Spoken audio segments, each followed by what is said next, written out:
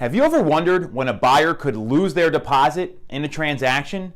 Do you know what default of the contract is, especially on the buyer's side? This episode of Tom's Take is going to go through everything, explain it all, so check it out now.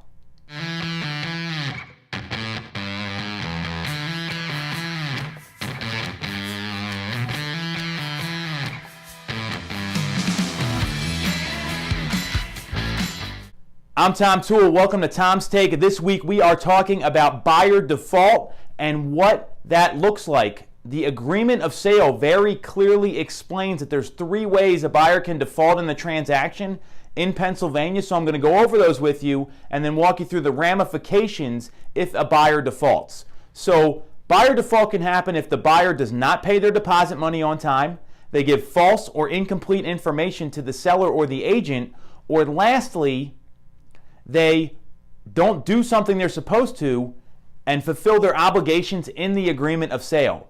The alarming part about this is a lot of agents, a lot of sellers, and a lot of buyers do not read the agreement of sale. And myself, I find that myself and my team are educating co-op agents in what this all means. So really important to pay attention here.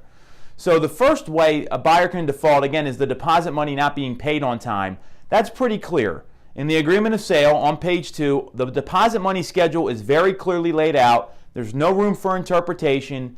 If the deposit's in by then, great. And in meaning at the listing agent office or at the office of the party or entity that's holding deposit, because sometimes a title company will hold deposit. Sometimes a lawyer will hold deposit. Typically it's the listing agent's office that will hold it, but not always the case. So if that money's in, great. If not, the buyer's in default. Second way this can happen is if the buyer gives false or incomplete information to the parties involved. So they lied on their mortgage application. They fluffed up their buyer financial to make them look more financially capable of buying the property. There's some questions at the top of the buyer financial that ask, are you in the middle of a divorce? Do you have any judgments against you? So if those aren't disclosed, that's considered default. If you don't list all your liabilities, but you only list your assets, well, that's incomplete information. That's another example of default. So these are ways this can happen. And the third way is if the buyer doesn't do something they're supposed to, like show up at settlement and buy the property. That's a clear way a buyer can default. And if buyers get cold feet right beforehand, typically they will forfeit their deposit money to the seller.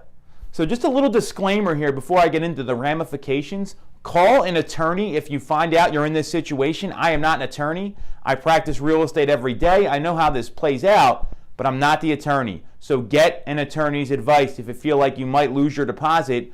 If you're a buyer or if you're a seller, you feel like you're entitled to a deposit. So let's say one of those three things happens.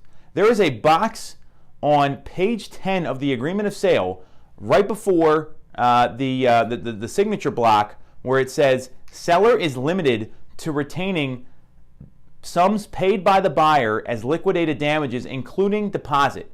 So when that box is checked, the deposit money is all that's up and all that's in question here when you see a default situation come up, and they can't go after, they being the seller, can't go after the buyer for the whole deposit. That's typically checked in the agreement. We check it for all our buyers. It's a pretty standard thing, but some people don't do it. So one of those three things happen, that's when the buyer can default. However, if a brokerage, a listing brokerage or a broker in Pennsylvania, and again, get an attorney here, but they have to have a signed release by both parties distributing the deposit money. If that release is not signed, typically brokerages cannot release the money. So that's where things go to mediation. That's where you might need to litigate or get an attorney and really pursue the money here. So there's a lot of ramifications. The intention of the video today is I want every buyer and seller to know what they need to be watching for. How a buyer defaults is very clear. What happens afterwards can get a little gray, and that's why we have attorneys. That's why we have mediation. I want you to be clear on what can happen and how to avoid that. So my takeaways for buyers and sellers are know your deadlines, number one, know your obligations, and don't give incomplete or false information. You follow those three things, there's a number of outs in the contract for you.